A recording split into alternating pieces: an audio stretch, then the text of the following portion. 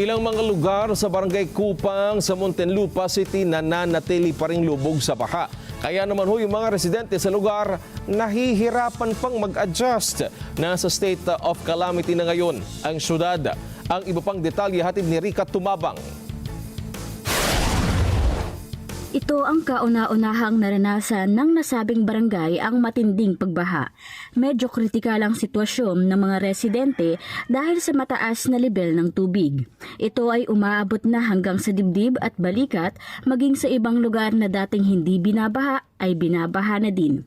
Umaabot naman hanggang ni-level at waist ang taas ng tubig baha.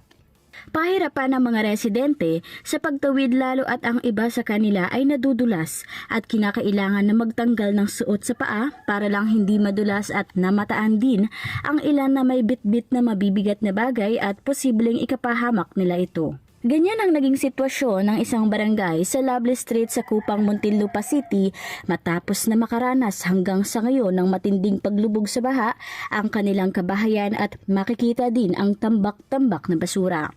Gayunpaman ay patuloy pa rin sa pagsasaayos sa mga residente at tulong-tulong na maikumpuni ang kahoy at bakal na kanilang pansamantalang magiging tulay.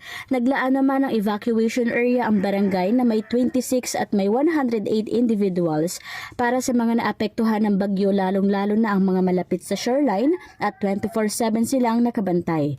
Gayon din ang agarang pagbigay ng pansamantalang magiging tulay gamit ang coco lumber na kahoy at adjustables na steel bridge sa mga kritikal na kalagayan. Katuwang ang city government para sa paghahanda at paglingap sa mga residente.